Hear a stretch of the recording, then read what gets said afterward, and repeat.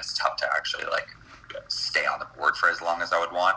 So I would spend an hour, but make sure that it actually is an hour that's worthwhile. Like warm up, do all of your, maybe you can even separate it so it's like, I'm going to do all my 1 meter dives modeling today, like the entire list through, and pretend it's a competition.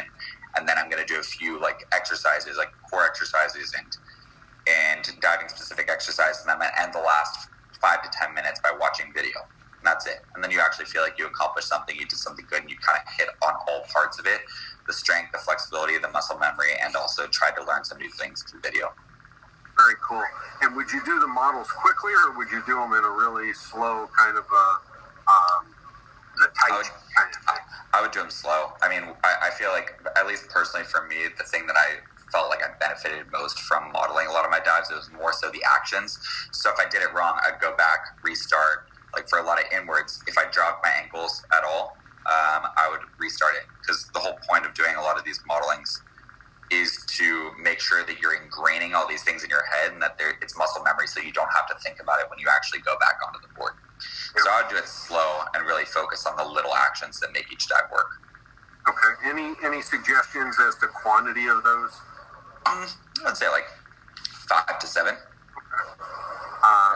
And so it's going to be different for everybody, though. Yeah, absolutely. Well, and a lot of kids now, they're certainly in the clubs, are getting some training from their coaches on a daily or a weekly basis. Yeah. So they're getting some of that. But as you start to get into the older kids that want to be back quickly, juniors or seniors in high school that aren't going to have a lot of time, or even the sophomores that aren't going to have a lot of time to get noticed and recognized for the serious ones that want to go off to college, to get back in shape, they need to be working harder today than some of the others. Yeah, and it's tough. This time is tough, but I think that one of the things that I always thought about that helped me, it's like any type of adversity that's either in competition or what everybody's dealing with right now. I think the thinking through it, that everybody's dealing with it, it's not just you. So it's actually thinking about it, almost putting a positive spin on it, where it's like, okay, well, if everybody's out of the water, I'm sure that a lot of people aren't doing this. So if people are looking to get noticed by college coaches, this could actually be the time to come back stronger and better than ever, if a lot of other people actually weren't focusing on their training while they were actually out of the pool. So, instead of, because this time I think it can just be mentally tough for everybody, and especially I'm sure a lot of people are anxious about like trying to get into college and the next competition, but everybody is also in the same boat, so it's who deals with it best. That's great. Isabella, who is 9 years old, asked, so we're shelter in place, and now I have a bit of a plan to stay in shape and do stuff. How do I stay motivated when I'm doing this? And I've heard you talk about making it fun. Yeah. You have to make it fun. I mean, I think that's one of the things that I wish I would, like, if I went back to the sport, I would have tried to enjoy it more. Diving's fun. It's a sport. It should be fun. That's what it's all about. But I think with staying motivated when you actually can't get into the pool, think about the reason that you're doing this. Like, why are you diving? Why are you in the pool? What actually motivates you? I think everybody being able to actually find their individual why is important, and using this time that you're away from the pool when you're not just going through the day-to-day monotony of, going to school and going to practice. Why are you guys diving? Is it because it's a fun social outlet? Is it because it's keeping you in shape? Is it because you want to go to a great college? Is it because you want to make an Olympics? Kind of always have your why out there. And if you have that there, then you always have something to work for. I found that to be really helpful. It's like, okay, why am I doing this? I originally wanted to make the Olympics, which is my motivating factor up until 2012. After I made the Olympics, I had to find a new why. I was like, I want to have the biggest twisters in the world. So that was my next motivation. Always trying to think of what your next motivation is of why you're actually doing the sport. I find to be really helpful. That will help to keep you on track. Very cool.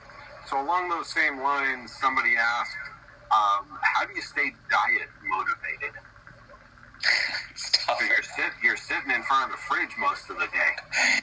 Yeah, this is a tough time. I mean, I think it's tough with diet stuff, and a lot of you guys probably do not have to worry about this at all, because like you're young and you are still moving around and exercising. It's really not a big deal. But I think what's important during this time is not beating up on yourself if you cave a little bit. You're like, I'm at home, I'm bored, I'm watching TV, and I want some ice cream.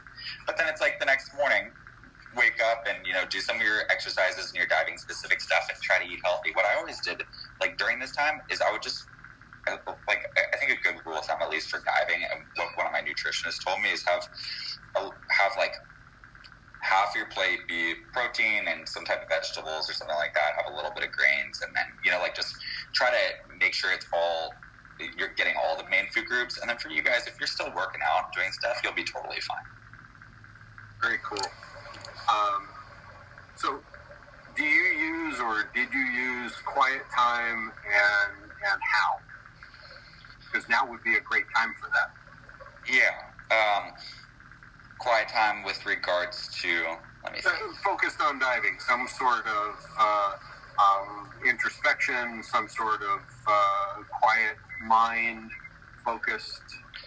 This actually can be a really good time. I think one of the most difficult parts about the sport, about diving in general, is the mental side of it. And I think trying to focus on using some quiet time, but actually almost practicing some type of meditation or how you can stay as calm as possible during a time that I think everybody can agree this is kind of like an anxiety-fueled, crazy time.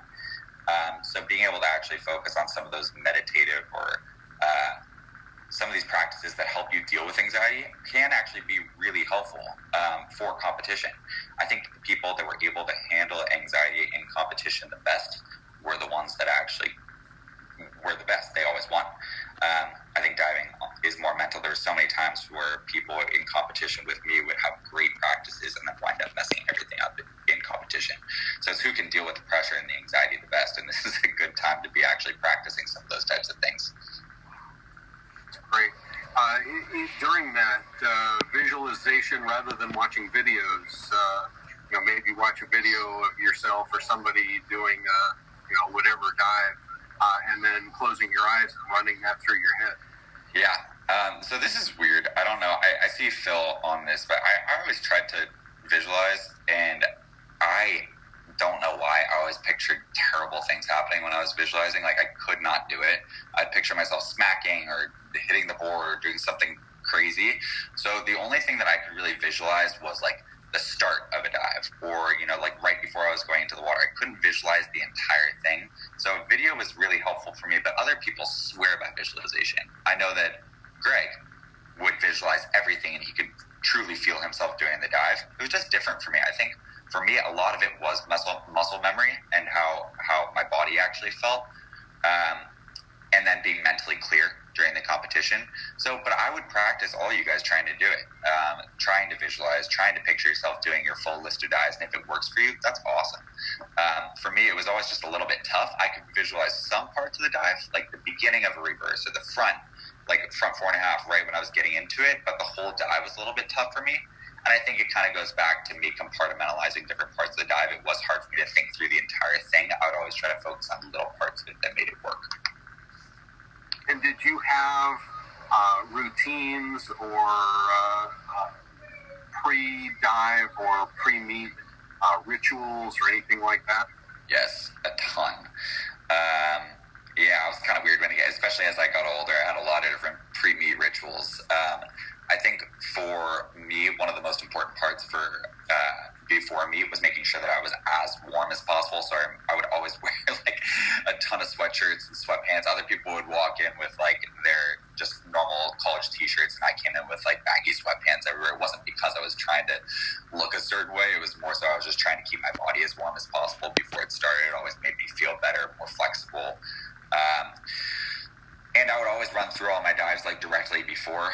I would do all the modeling like 1 to 2 times right before I was actually about to get in the water before the competition. But yeah, I think that's always a part of it. But it just goes back to the mental side of things. It's like what actually makes you feel comfortable and what makes you feel prepared before you actually compete. I mean, now that I look back on it, it's like, why was I doing all these weird rituals? But it's actually just whatever makes you feel good and most prepared and mentally sane before the competition.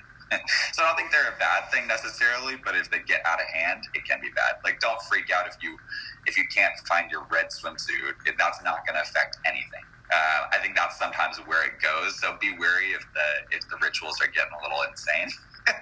Try to keep them more like sports focused. And so you get to a warm up at a meet, and you don't have enough time because there's too many divers, or they've just cut warm-up time, or something you get late, whatever. You got time for half your list, 3/4 of your list, whatever. You're not going to get it all done. What do? You can't do anything. You really can't. And I think so I think this is actually really good for everybody to learn at a super early age, is that so a lot of things in this sport and how things are set up, you can't control. It's out of your control. What you can control is, you staying warm, you being prepared, you talking to your coach. Like, I think one of the big things to focus on is what's in your control. If somebody says warm-up's over, it's done, you're done, unfortunately. But I think everybody is dealing with that. Kind of going back to what I was talking about before, don't think that you were the one that was singled out, that was like, oh man, what am I going to do? Because everybody's in the same boat. The people that actually handle those things the best are the ones that do really well in competition. So actually at the Olympics in 2012, our warm-up ended early, and then they actually closed the boards for about 45 to 50 minutes and didn't give us a dry bounce. And other people were freaking out. They got really nervous. They're like, I don't feel warm. I don't feel ready. And me and Troy just went off to the side, did our own thing. It's like, everybody's dealing with this. And I think that's kind of why we actually wound up performing the way that we did. Just because we weren't nervous about it. We had trained for some of that adversity.